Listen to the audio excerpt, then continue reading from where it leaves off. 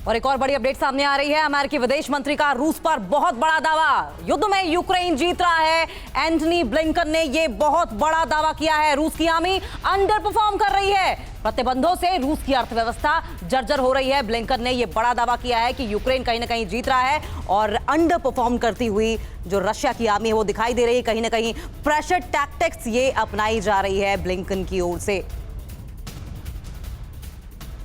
तो अमेरिकी विदेश मंत्री एंटनी ब्लिंकन ने साफ तौर पर यह कहा है कि रशिया हार रहा है और यूक्रेन जीत रहा है। किस तरह की मैसेजिंग करने की कोशिश की गई है, किस तरह से ये संदेश देने की कोशिश है अमेरिका की रूस को, ये आपको बताएंगे कि रूस के प्रतिरोध का सामना करने के लिए यूक्रेन के लोगों का साहस प्रशंसनीय है। ये बड़ी बात एंटनी ब्लिंकन ने की पहुंचकर की। युद्ध में रूस यूक्रेन पर क्रूरता के साथ नजर बनाए हुए है।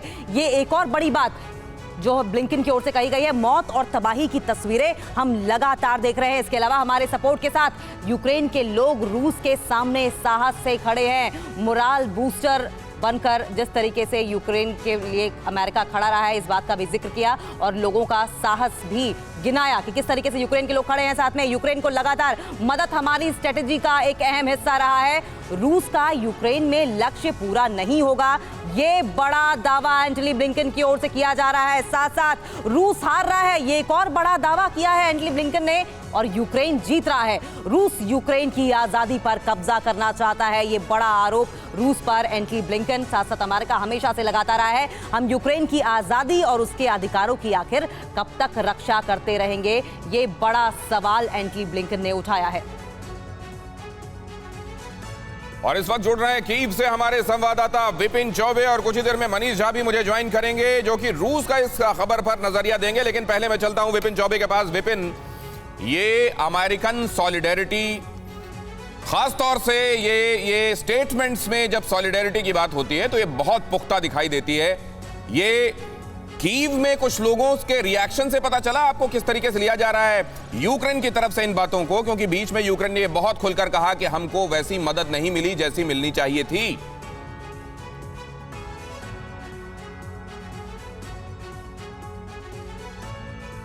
राजधानी कीव में मौजूद हूं और कीव में इस वक्त अमेरिका के दो बड़े चेहरे, दो बड़े शख्सियत मौजूद हैं।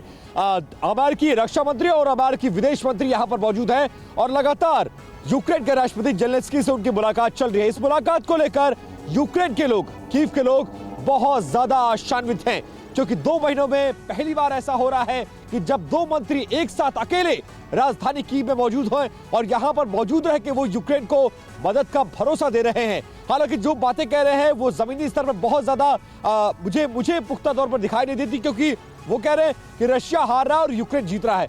लेकिन यहां अब तक जो नुकसान हुआ है वो किसका हुआ है, फौजें किसकी मारी गई हैं, इंफ्रास्ट्रक्चर किसका नुकसान हुआ है, जमीन पर नुकसान किसका हुआ है, तो हर तरह से घाटा नुकसान को है।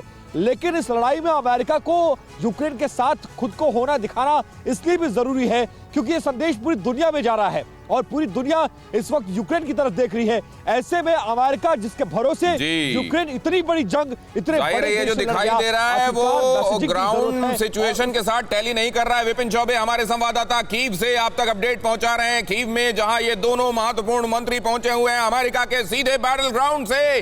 अड़ी सोमवार से शुक्रवार शाम 6 बजे सिर्फ TV9 भारतवर्ष पर।